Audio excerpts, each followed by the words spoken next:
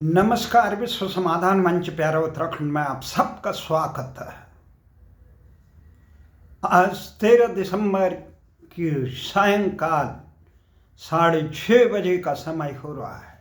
आज दिन भर संसद में संविधान पर चर्चा हुई। पक्ष और विपक्ष एक दूसरों पर आरोप प्रत्यारोप लगाते रहे, परंतु किसी को इस बात का भान नहीं और उनकी चर्चाओं में तनिक भी इस चीज की तरफ इशारा नहीं कि एशिया में भारत के नजदीक जो संसार में उथल पुथल मच रहा है, सीरिया से लेकर गाजा से लेकर यूक्रेन तक, और किस प्रकार से वहाँ का खतरा बांग्लादेश से, हमारी सीमाओं पर लगे हुए बांग्लादेश से, इधर चीन का खतरा, पाकिस्तान का खतरा, इस खतरे के प्रति कोई आगाह नहीं। देश के अंदर कितना बड़ा विध्वंसक और कार्रवाइयां हो रही है, किस प्रकार के षड्यंत्र कर रहे हैं, इस भयानक खतरे के प्रति संसद में कहीं भी चर्चा नहीं हो रही है। खतरा क्या है? खतरा वही है जो 1947 में देश का विभाजन हुआ था। सांप्रदायिक ताकतों ने देश को लूटने खसोटने वाले इंग्लैंड ने इन तमाम सांप्रदायिक ताकतों से गठजोड़ करके भारत की निर्मम विभाजन किया था, जिसमें 20 लाख से अधिक लोग 1947 में मारे गए। और उसके बाद भारत के जो टुकड़े हुए, पाकिस्तान के भी टुकड़े हुए 70-72 में बांग्लादेश के रूप में, वहां पर भी 30 लाख मुस्लिमों को, बंगाली मुस्लिमों को जिस प्रकार पाकिस्तान ने कत्ले आम कराया, उसके बाद इन दिनों बांग्लादेश में जो भयंकर तबाही हो रही है, जो लूट खसोट हो रही है, जो मानवता का नंगा नाच हो रहा है, उसके खिलाफ अगर किसी ने मजबूती से आवाज उठाई तो अमेरिका के 20 नवनिर्वाचित राष्ट्रपति डोनाल्ड ट्रंप ने, जिसने कहा कि बांग्लादेश में अगर हम राष्ट्रपति रहते तो बांग्लादेश में जो हिंदुओं और अल्पसंख्यकों के साथ जो जघन्य अत्याचार हो रहा है वो नहीं होता। उन्होंने अमेरिका के जो बाइडेन की सरकार को, जो अभी वर्तमान में चल रही है, उसको कटघरे में लिया कि उसको देखते रहे कि न हिंदुओं का अमेरिका में हितों का रक्षा की जा रही है, न बांग्लादेश में। ये तमाम बातें आई और गई होगी, भले ही भारत सरकार तमाम बातें कर रही हो, पर बातों से वहाँ उनकी रक्षा तो नहीं हो रही है। जैसे ही डोनाल्ड ट्रंप सत्ता में होंगे तो वो जरूर अपने वादों को पूरा करेंगे, परंतु तब तक बांग्लादेश में इस प्रकार के जघन्य कृत्य कि जबरन कहो हिंदुओं को कि आप अपने भोजनालय तभी चला सकते हैं जो गौमांस इसमें बिकेगा, यानी उनकी धार्मिक आस्थाओं को, उनके आराध्यों को, उनके मंदिरों को, उनके रोजगार को, उनके प्रतिभाओं का निर्मम दमन करने का काम बांग्लादेश में हो रहा है। वो क्यों हो रहा है? वो इसलिए हो रहा है कि भारत मजबूती से अगर भारत जो वहां की राष्ट्र प्रधानमंत्री ने पहले ही भारत को बता दिया था कि किस प्रकार अमेरिका षड्यंत्र कर रहा है, जो बाइडेन की सरकार डोनाल्ड लू इस प्रकार के कृत्यों को हवा दे रहे हैं, तो भारत को सजग होना चाहिए। जिस प्रकार से फिजी से लेकर हमने श्रीलंका में भारतीय हितों की रक्षा के लिए तत्कालीन कदम उठाए थे, उसी प्रकार की मजबूत घेराबंदी बांग्लादेश में होनी, क्योंकि बांग्लादेश के निर्माण से लेकर उसका भारत के साथ बहुत आत्मीय संबंध है, खून का रिश्ता है। 47 में भले ही अंग्रेजों ने भारत से भी कर दिया, परंतु आज संविधान में ये बात हो रही है देश में कैसे मजबूत बढ़ेगा। हमारा ये मानना है साहब, जहां के हुक्मरान अपने हितों और सत्ता के लिए देश के सम्मान और देश के हितों के साथ खिलवाड़ करते हैं और संविधान मनमानी कानून बनाकर न्याय का गला घोंट देते हैं, उस देश की हालत भी सीरिया की तरफ हो रही है। सीरिया में अभी असद परिवार की 5 दशक की सरकार को उखाड़ फेंक करने वाले अमेरिका के प्यादे ने तब उफ तक नहीं किया जब इजराइल ने सीरिया की राजधानी दमिश्क के 20-25 किलोमीटर दूर अपने टैंकों और वहां पे सैकड़ों बार हमले किए, उसके पूरा तबाह कर दिया। वो उफ नहीं कर पाया जब अमेरिका ने सीरिया पे हमले किया, वो उफ नहीं कर पाया जब टर्की ने हमला किया। आखिर राष्ट्र के हित उसके सत्ता से बढ़कर है क्या? ऐसी स्थिति भारत की हो गई। भारत में इतना विदेशी आक्रांताओं ने, आक्रमणकारियों ने भारत की आशा के साथ खिलवाड़ किया, देश की संस्कृति को मिटाने का काम किया, यहाँ के आराध्यों को, यहाँ के सम्मान के प्रतीक मंदिरों को तहस नहस करके यहाँ पे अपने आशा के प्रतीक बनाए। आशा थी कि देश आजाद होगा, जिसकी आजादी के लिए, जिसके सम्मान की रक्षा के लिए लाखों लोगों ने अपना बलिदान दिया। वो ये सुन के हैरान होंगे कि जब देश 1947 में आजाद हुआ तो वो सरकार उन गुनाहगार की भर्त्सना करने के बजाय, उन अन्याय के प्रतीकों को हटाने के बजाय, उस देश में आक्रांताओं के कृत्यों की निंदा करने के बजाय ऐसे कानून बनाए अपने स्वार्थों और सत्ता लोलुपता के लिए, जिसे पूजा स्थल कानून 1991, वर्शिप पैलेस एक्ट और वह कानून जैसे कानून, अनेक कानून हैं।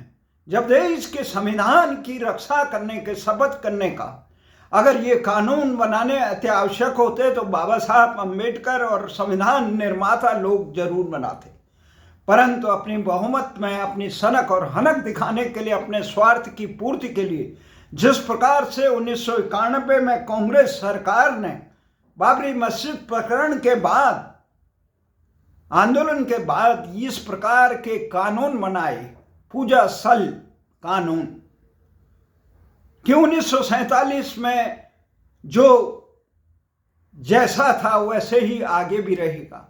अरे जैसा था वैसे कैसे रहेगा? विदेशी आक्रांताओं ने, आक्रमणकारियों ने भारत की आशाओं के साथ, भारत के स्वाभिमान के साथ, भारत के इतिहास के साथ इतना बड़ा जघन्य कृत्य किया, लाखों लोगों का कत्लेआम किया।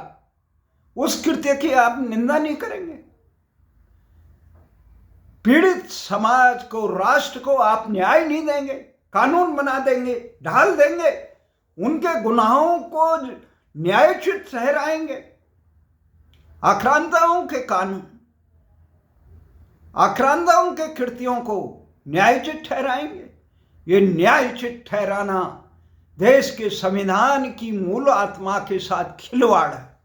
आज भले ही सर्वोच्च न्यायालय कह रहा है, या संसद में वो तमाम विपक्षी दल जो अंध तुष्टिकरण के लिए देश के जनमानस को गलत दिशा में दे रहे हैं, उन्हें ये कहना चाहिए, देश के कानून की तरह ये सर्वे हो रहा था, जांच हो रही थी कि किस प्रकार का, न खुदाई न कहीं तोड़ फोड़। अगर सांच को आंच नहीं तो फिर सर्वे से क्यों डर रहे? न्यायालय द्वारा आदेश, सर्वे के आदेश पे पथराव करने वाले कौन लोग हैं? उन गुनाहगारों को, उन लोगों को उनको उकसाने वाले लोग कौन थे जो ऐसे आम लोगों की भावनाओं को भड़काकर संभल जैसा प्रकरण कराने के लिए व्यवस्थित। न्यायालय के आदेश पर, न्याय के आदेश पे वहां सर्वे हो रहा था, होने दीजिए। कोर्ट में मजबूती से पैरवी करते, अगर गलत कैसे गलत होता जब था ही नहीं गलत। परंतु जब सामने साक्ष्य मिलेंगे, जब जनता जन आस्था को रोने वाले कृतियों को किस प्रकार से आप जायज ठहराएंगे। न्यायालय का मतलब होता है, कानून का मतलब होता है अन्याय को रोक के पीड़ित समाज को, पक्ष को न्याय दिलाना। कोई आक्रांत है, कोई बाहुबल में, धन बल में, बाहुबल में है, उसने पीड़ित पक्ष को रौंद दिया, तो कानून व्यवस्था की एक दायित्व होता है, देश की सरकारों और व्यवस्था का दायित्व होता है कि कमजोर लोग, सताए गए लोगों को न्याय देना और अत्याचारियों पर अंकुश रखना।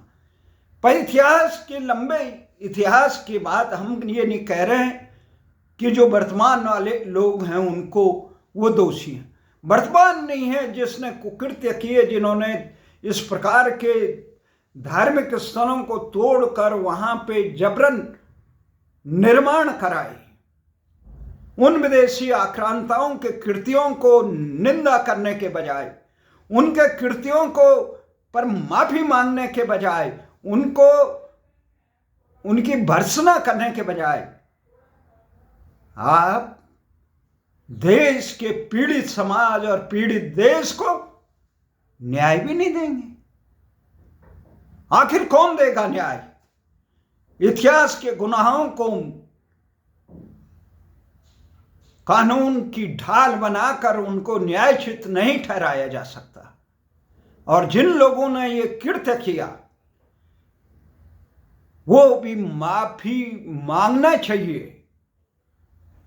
जिस प्रकार से ये इतिहास के साथ खिलवाड़, राष्ट्र के साथ खिलवाड़, गलत कृत्यों को सच में बदलने की, भले ही संसद में कह के देश को गुमराह करने की हर मस्जिद के नीचे मंदिर ढूंढा जा रहा है। क्यों ढूंढा जा रहा है? उसके कारण होंगे। उस समय अत्याचारियों ने, आक्रांताओं ने वो ढाया होगा, तो उसका बचाव क्यों कर रहे हैं? भले ही देश का जनमानस बड़ा उदार है, परंतु आप निंदा तो करिए। इतिहास को देश की आंखों में धूल झोंकने का काम न करें। हम ये कह रहे हैं कि ये इतिहास में ये कृत्य किए गए हैं, उनको माफ नहीं किया जाए। सीरिया में जिस प्रकार से असद के 50 साल के कार्यकाल के में जो लोगों के साथ जघन्य कृत्य हुए, जो उनका शोषण हुआ, दमन हुआ, उनके अपराधियों को वहां सरेआम फांसी दी जा रही है। वो भी कानून के हिसाब से देनी चाहिए। निंदनीय कृत्य है, मानवता की गरिमा की रक्षा करनी चाहिए।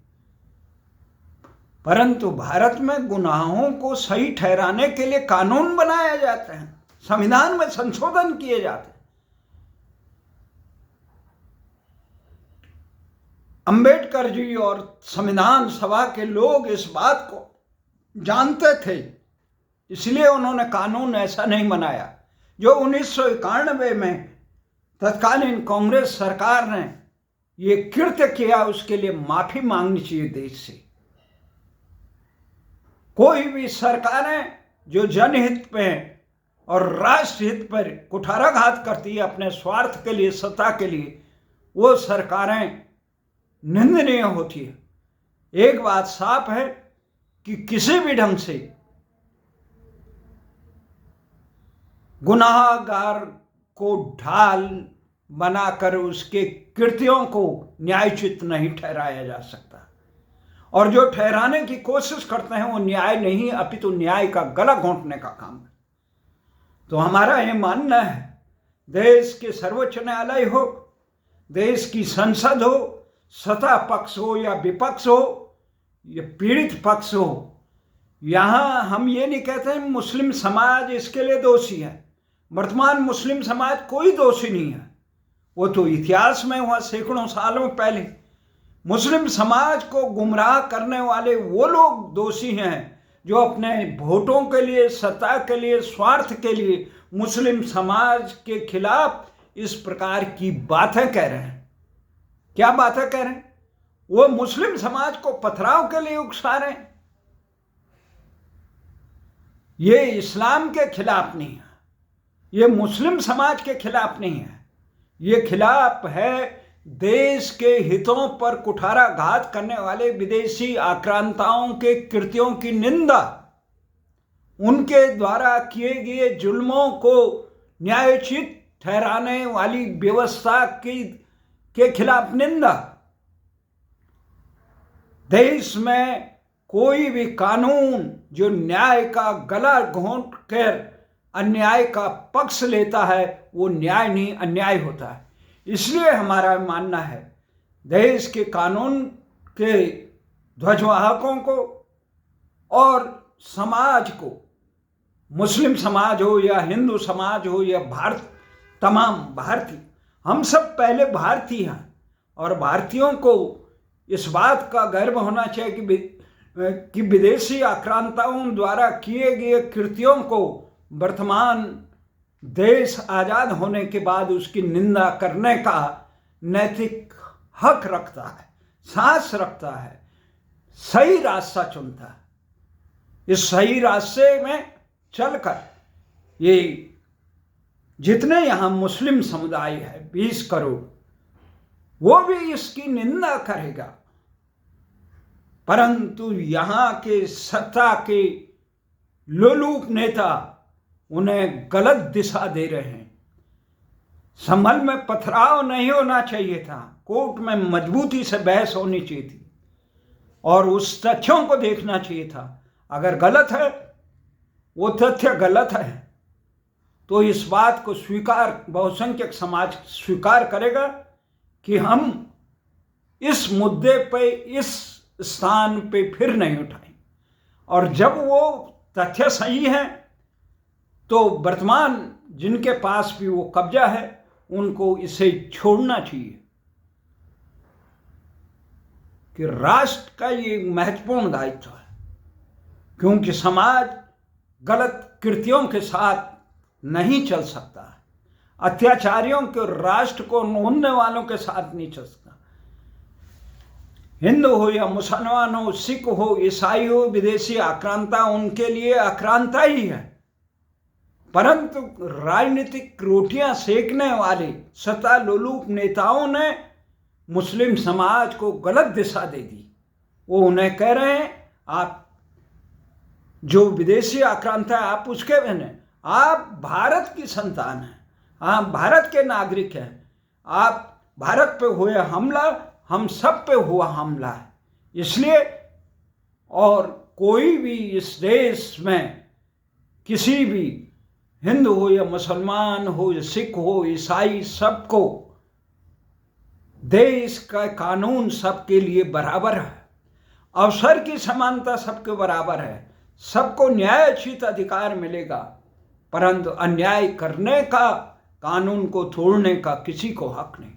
इसलिए सर्वोच्च न्यायालय के न्यायाधीशों को जो इस फैसला को सुना रहे हैं कि आप इतिहास में हुए विदेशी आक्रांताओं द्वारा किए गए भारत की आशाओं के साथ खिलवाड़, जुल्म, कत्लेआम को कानून की ढाल बनाकर न्यायोचित नहीं ठहरा सकते, उनकी निंदा तो की जा सकती है। वर्तमान उसमें ये परिप्रेक्ष्य में ये देखा जा सकता है क्या उचित है, क्या गलत है, परंतु ये कहना कि 1947 की एक लक्ष्मण रेखा खींच दी, इससे पहले जो अन्याय है वो अन्याय ही रहेगा। 1947 से पहले विदेशी आक्रांताओं ने कितने जुर्म किए, वो ऐसे ही कैसे रहेंगे जी? हमने इंडिया गेट पे वो तमाम प्रतीक हटाए जो अंग्रेजों के थे, तो ये विदेशी आक्रांताओं द्वारा किए गए प्रतीकों को हम कैसे आत्मसात कर लेंगे? कोई भी जीवंत राष्ट्र इस प्रकार के कृत्यों को स्वीकार नहीं करता है। इसी आशा और विश्वास के साथ कि कानून न्याय करता है, व्यवस्था न्याय करती, अन्याय को समर्थन नहीं करता है। इसी आशा और विश्वास के साथ कि देश की तमाम सरकारें, राजनीतिक दल, न्यायपालिका, कार्यपालिका, विधायिका देश के हितों का और न्यायोचित समाधान के लिए बनाई गई है, उनका दायित्व है ये। इसी आशा और विश्वास के साथ कि ये लक्ष्मण रेखा है 1947 के लिए पूजा स्थल एक्ट, ये राजनीतिक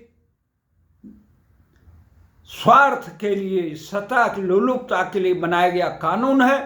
ये कानून की कसौटी पे इस नेचुरल जस्टिस के नाम को का गला घोंटता है। इसलिए किसी भी प्रकार इस प्रकार की ढाल नहीं बन सकती। जय हिंद, जय भारत।